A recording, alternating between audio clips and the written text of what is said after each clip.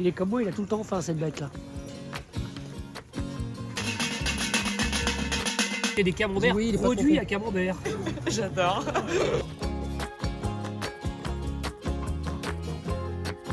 Je suis venu à Combremer en Normandie pour le festival des AOC, des fromages de Normandie, puis du cidre, du pommeau, des calvados, etc.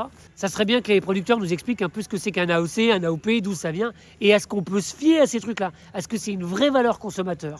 Et il faut tourner vite, pas vite? Voilà, comme ça c'est bien. Comme ça, c'est bien. Ouais. Le problème, c'est qu'il faudrait qu'on tourne comme ça pendant une demi-heure, une heure, pour réussir à avoir le beurre, quoi. Alors, est-ce qu'on va avoir une demi-heure ou une heure pour tourner la baratte? C'est pas sûr, quoi.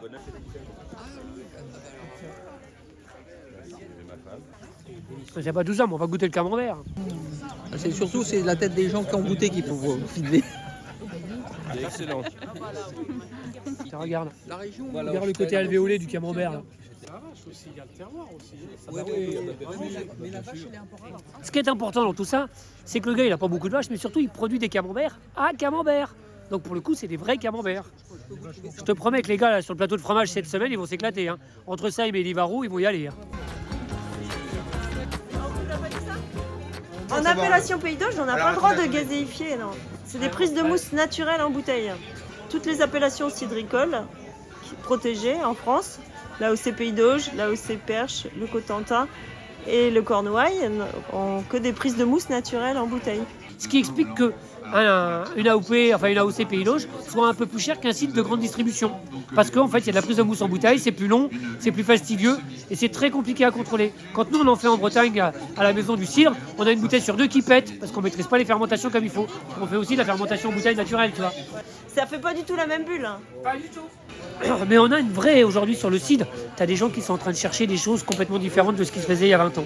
Alors on fait des cidres maintenant sur latte qu'on fait vieillir, comme le champagne. Ouais, comme début. Voilà. 5 années sur latte, avant de dégorger à la méthode des champagnes. Quand on fait du calva, on distille du cidre. Et souvent, on distille qu'une seule fois. C'est-à-dire qu'on fait bouillir le cidre pour faire un calva qui va faire 40 degrés. Sauf qu'en Pays d'Auge, on va distiller 2 fois. On travaille comme les Charentais en cognac ou les Écossais avec les whisky. Le Pays d'Auge distille à double distillation obligatoirement parce que l'appellation l'a protégé aussi. L'intérêt, c'est de valoriser le produit. Voilà. Et de garder les méthodes traditionnelles qui se faisaient avant. C'est lié à un territoire, lié à un terroir, c'est ça l'appellation protégée. C'est vraiment bon, quoi. Alors toujours, hein, n'oubliez pas, 5 fruits et légumes par jour, le calvados en fait partie évidemment. À la vôtre les amis, un petit calva vite fait sous la cravate. Ah ça c'est du brut, ça c'est du cidre. Ah, c'était du cidre parce que le verre Voilà, est- exactement.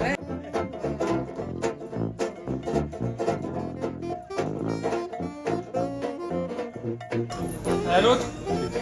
À la vôtre les amis. Alors on est en Normandie mais le Normand a l'accueil facile. Ils ont invité le Pays Basque. Et le Pays Basque, il y a un paquet de trucs à goûter aussi. C'est Osso Irati. Osso Irati, c'est AOP ou c'est AOC? C'est une AOP du Pays Basque. Et donc c'est fait avec du lait de brebis. Là, quand tu as la brebis de face, avec le F, ça veut dire que c'est fermier. Ça veut dire que c'est l'éleveur qui a fait lui-même son fromage et qui l'a fait en lait cru. Ça va toujours être quelque chose de différent. Et ça va toujours être une découverte. À chaque fois que tu ouvres un fromage, eh ben, tu as vraiment le terroir là. Tu as la prairie, tu as l'ambiance. C'est-à-dire que tu as un fromage qui est fait avec le paysan, chez le paysan, par le paysan. Ça change tout ça quand même, non? Mais on va aller les voir chez eux là-bas au Pays Basque. Comme ça, on va les entendre chanter un peu. Et le dire, c'est bien. Et le faire, c'est mieux. Mon beau pays s'appelle Euskadi.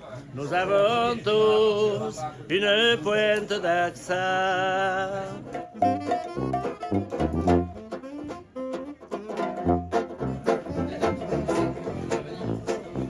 Alors c'est des rhums arrangés. Quand après les rhums arrangés, je raconte n'importe quoi.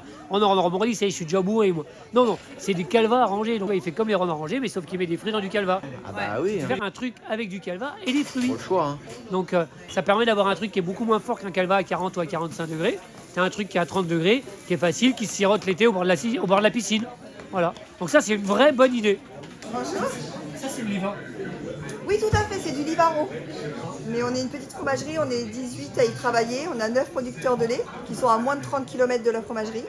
Ils ont 100% de vaches normandes qui sont nourries uniquement à l'herbe et au foin. D'où la qualité du lait.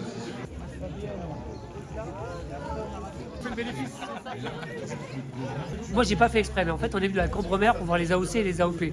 Évidemment, je me dis, il y a un resto sur la place, j'y vais y aller. Sauf que je suis vraiment un mauvais élève parce que je ne sais même pas qu'Emmanuel est venu, j'ai pas vu le film. Et là, je rentre et on sait qu'on est tous les deux frères de. C'est meilleur quand c'est bon. J'adore.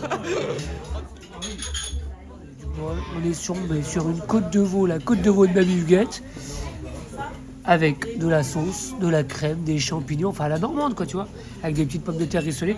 Je me croirais presque à la maison. Je vais goûter. Voilà. Ça, c'est comme ça que ça doit être la cuisson du veau. La côte de veau n'est pas trop cuite, elle est rosée. Et c'est comme ça qu'on doit manger une côte de veau. En fait, tout le monde veut cuire trop cuire le veau, à point, etc. Ça ne marche pas. On fait le veau presque comme du bœuf. On pourrait presque le manger saignant si on voulait. C'est bon? Tu sens le côté calva qui a été flambé, là, c'est super. C'est maman, Huguette, ma fille Eva et puis moi-même. Voilà. Les 3 générations et ça fait plaisir. Franchement, ce que j'adore en ce métier, c'est le partage. De discuter avec les gens, de faire goûter nos produits, voilà, c'est tout. Le kiff. Et maintenant, il faut que je vous laisse parce que je vais travailler. Et sinon, je vais me faire discuter. Alors comme d'habitude, j'ai la bouche pleine, mais je vais quand même vous dire au revoir les amis. On se régale, on boit des jolis vins, on mange une jolie côte de veau de la mère Huguette. C'est très très bon, à Cambremer. À bientôt les amis, salut. Et à toi qui t'en vas, ami de mon enfance, surtout n'emporte pas ma terre à tes souliers. Mais accroche ton cœur à ce joli coin de France, à sa pointe d'accent, on ne peut t'oublier.